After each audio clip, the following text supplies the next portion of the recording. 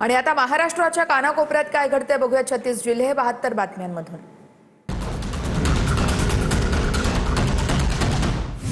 सर्पदंशाच्या घटनेनंतर गडचिरोलीतील आश्रमशाळा ओस पडली आहे। सर्पदंशाच्या भीतीने अनेक विद्यार्थ्यांनी शाळा सोडल्याचा प्रकार। आश्रमशाळेतील 233 विद्यार्थ्यांपैकी फक्त 7 विद्यार्थी शाळेमध्ये उरले आहेत। भीतीमुळे पालकांनी आपल्या पाल्यांचं नावच या शाळांमधून काढून टाकलेलं आहे।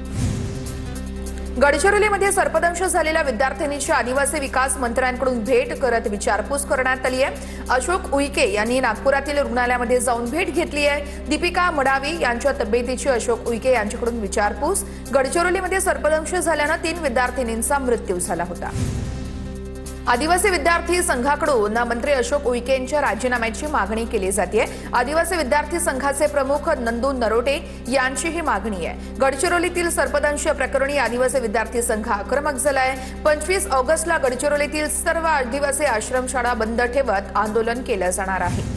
गडचिरोली जिल्ह्यातील जपतलाई आश्रमशाळेमध्ये आदिवासी विकास मंत्री अशोक उईके यांच्याकडून पाहणी करण्यात आली आहे। शाळेतील 7 विद्यार्थ्यांकडून उईके यांनी माहिती घेतलेली आहे। गडचिरोलीतील जपतलाई आश्रम शाळेमध्ये फॉरेन्सिक टीमकडून तपासणी, सीसीटीव्हीची हार्ड डिस्क आणि पाण्याचे नमुने ताब्यात घेतलेले आहेत। जिल्हा प्रशासन आणि वरिष्ठ अधिकारी आश्रम शाळेमध्ये दाखल झालेत। गडचिरोलीच्या व्याहाड बुर्जमध्ये पती पत्नीला सर्पदंश, विषारी साप चावल्यानं पती पत्नी गंभीर असल्याची माहिती आहे। गडचिरोली सामान्य रुग्णालयामध्ये दोघांवर देखील उपचार सुरू आहेत। 3 दिवसात सर्पदंशाची ही दुसरी घटना समोर आहे। विद्यार्थ्यांसाठी बेड नसलेल्या सर्व आश्रमशाळांना नोटीस बजावणार आहेत। गडचिरोली सर्पदंश प्रकरणानंतर आदिवासी विकास विभागाचा निर्णय आहे। सर्पदंश झाल्यावरती काय करावं या संदर्भात अधीक्षक आणि मुख्याध्यापकांना प्रशिक्षण दिलं जाणार आहे। सिंधुदुर्ग जिल्ह्यामध्ये पावसाचा जोर मंदावलाय। प्रमुख नद्यांनी अद्याप इशारा पातळी गाठलेली नाहीये। यंदा प्रशासनाला पाण्याचं नियोजन करावं लागणार आहे। नंदुरबारच्या गौतम नगरमध्ये पाण्यासाठी नागरिकांची वणवण सुरू आहे। पालिका प्रशासनाविरोधात नागरिकांचा संताप। तक्रारी करूनही दखल घेतली जात नसल्यानं नागरिकांनी नगराध्यक्ष आणि मुख्याधिकाऱ्यांना जाब विचारलेला आहे। लातूरच्या औसा तालुक्यातील हळदुर्ग आणि बऱ्हाणपूर गावांमध्ये नळांद्वारे पाणी पुरवठा होत नसल्याने पाणी टंचाई निर्माण झाली आहे। लाखो रुपये खर्चून योजना राबवून देखील पाणीच मिळत नाहीये, त्यामुळे नागरिकांची पाण्यासाठी भटकंती सुरू आहे। लातूर जिल्ह्यातल्या प्रकल्पांमध्ये आता अत्यल्प पाणीसाठा शिल्लक आहे। तिरू आणि मसलगा प्रकल्पात 0% जलसाठा आहे, त्यामुळे आता संभाव्य पाणी टंचाईवरून नागरिकांकडून चिंता व्यक्त केली जाते। नाशिकच्या येवला तालुक्यामध्ये पावसाची दडी। गेल्या 8 ते 10 दिवसांपासून पाऊस गायब आहे। मका, सोयाबीनसह खरीप पिकांना मोठ्या पावसाची प्रतीक्षा आहे। मोठ्या पावसासाठी शेतकऱ्यांच्या नजरा आकाशाकडे लागून राहिलेल्या आहेत। वर्ध्यामध्ये पावसाच्या खंडाचा मिरची पिकावर परिणाम झालेला आहे। पिकांची वाढ खुंटली आहे आणि विविध रोगांचा प्रादुर्भाव या ठिकाणी निर्माण झालेला आहे। शेतकऱ्यांना जोरदार पावसाची अजूनही प्रतीक्षा कायम आहे। नंदुरबारमध्ये मुसळधार पावसाचा शेती पिकांना फटका बसण्याची शक्यता आहे। नंदुरबार आणि सुंदरडे शिवारातील शेती पाण्याखाली गेली आहे। ऊस, मिरची, पपई पिकं धोक्यात आलेली आहेत। नांदेडच्या हुडी गावालगतच्या नाल्यावर पूल नसल्यानं पावसाळ्यामध्ये ग्रामस्थांचा जीव धोक्यात घालून प्रवास सुरू आहे। यापूर्वी तरुण आणि जनावरे वाहून गेल्याच्या घटना देखील घडल्या, त्यामुळे तातडीने पूल बांधण्यासाठी निधी मंजूर करण्याची मागणी ग्रामस्थांची आहे।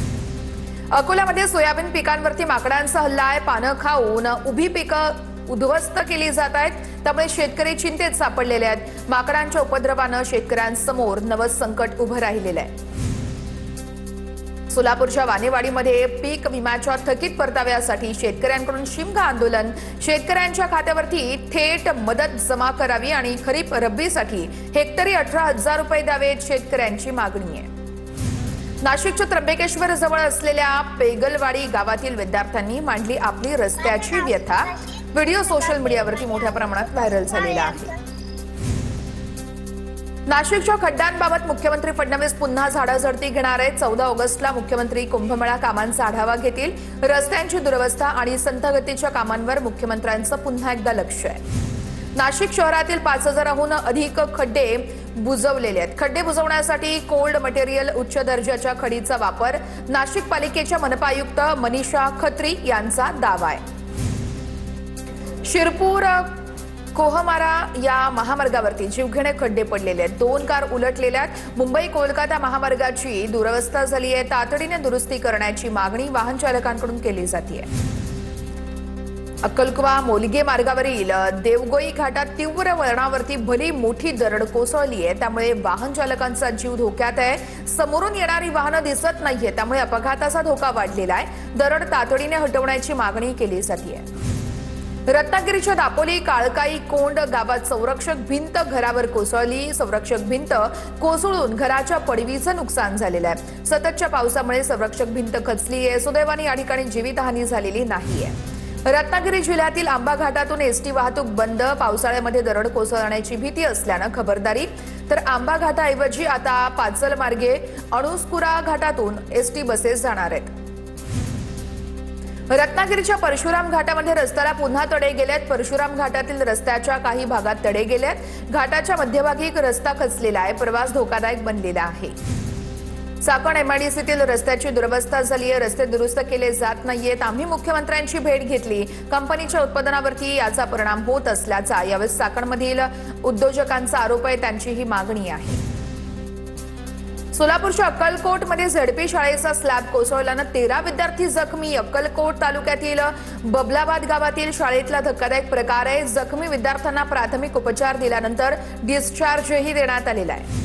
पुण्याच्या मावळमधील धनगरवाड्यात आजारी वृद्धाला झोळीतून डोंगर उतरवण्याची वेळ आलेली आहे। रस्ता नाहीये, त्यामुळे आता वृद्धाला झोळीतून नेण्याची वेळ आली। वारंवार निवेदनं देऊन देखील ठोस उपाययोजना होत नसल्यानं ग्रामस्थ आक्रमक झाले आहेत। लवकरात लवकर उपाययोजना करण्याची ग्रामस्थांची मागणी आहे।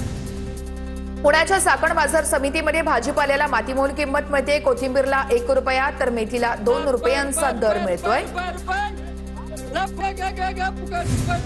पुणे घाटमाता परिसरामध्ये आज पावसाचा ऑरेंज अलर्ट जारी करण्यात आलेला आहे। पुणे घाटमाता परिसरात मुसळधार ते अतिमुसळधार पावसाची शक्यता आहे। तर मुंबईसह कोकण, नाशिक, कोल्हापूर आणि सातारा घाट परिसरात देखील मुसळधार पावसाचा अंदाज हवामान खात्यानं वर्तवलेला आहे। नागपूरमध्ये पुढील 2 ते 3 दिवस ढगाळ वातावरणासह हलका पाऊस पडण्याचा हवामान खात्याचा अंदाज आहे। पावसाने दडी मारली, त्यामुळे उकाडा मोठ्या प्रमाणात वाढलेला आहे। 28 जुलैच्या अतिमुसळधार पावसामुळे नागपूरमध्ये निर्माण झालेल्या पूरस्थितीची हायकोर्टाकडून गंभीर दखल। पाणी साचण्यावरती तात्कालिक आणि दीर्घकालीन उपाययोजनांचा अहवाल 14 ऑगस्टपर्यंत सादर करण्याचे निर्देश आहेत।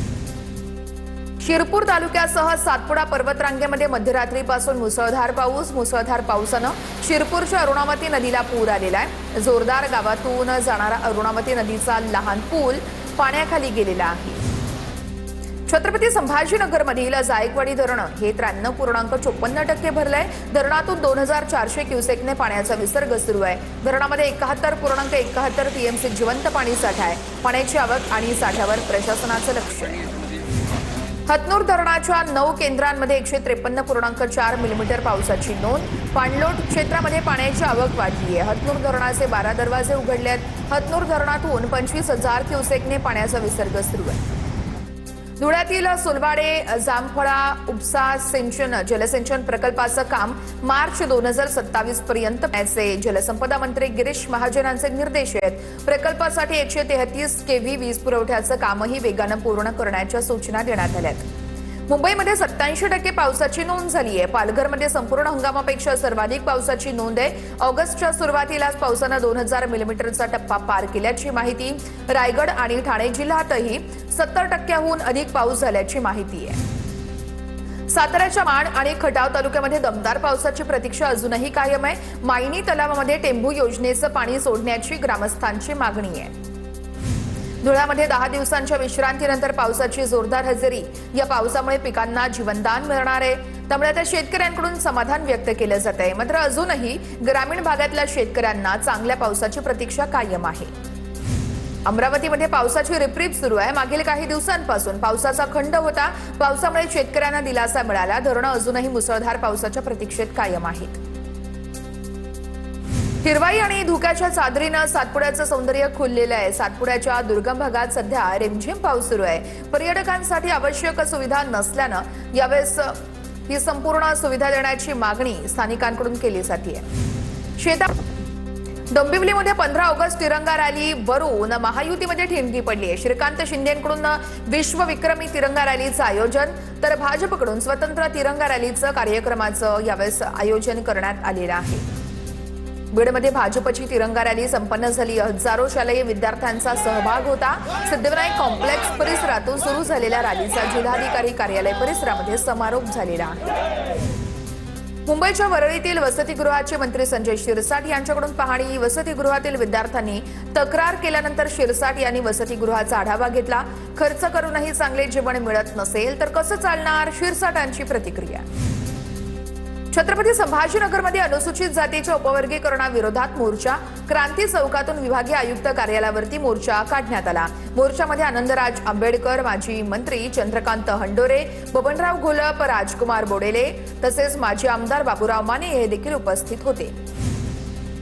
महाराष्ट्रामध्ये भरती परीक्षा पद्धती सुधारणांसाठी राज्यात उच्चस्तरीय समिती गठीत करण्याचा मुख्यमंत्र्यांचा निर्णय आहे। पेपरफुटी, परीक्षा गैरप्रकारासंदर्भात केंद्राचा कायदा राज्यामध्ये लागू केला जाणार आहे। 25,000 सुरक्षित क्लासरूम उभारणार आहेत। विशेष आयोजित बैठकीत मुख्यमंत्री देवेंद्र फडणवीसांचे निर्देश आहेत। नागपूर सिव्हिल लाईन्स इथल्या मुख्यमंत्री सचिवालयात युवक काँग्रेसने पोस्टर चिकटवलेलं आहे। हे भाजपचं कार्यालय अशा आशयाचं पोस्टर्स आहेत। SIR प्रक्रियेतील कथित गैरप्रकारांची चौकशी करण्यात यावी, युवक काँग्रेसचं यासाठी निवेदन देखील आहे। कोल्हापुरातील मूलभूत सुविधांच्या दुरवस्थेविरोधात यावेळेस ठाकरेंचे शिवसेनेचे उपनेते संजय पवार आक्रमक झाले आहेत। मूलभूत सुविधा उपलब्ध करून देण्यात आमदार राजेश क्षीरसागर अपयशी ठरले आहेत असा आरोप संजय पवार यांनी केलाय। जनतेची माफी मागून नैतिक जबाबदारी स्वीकारावी आणि राजीनामा द्यावा, संजय पवार यांची मागणी आहे।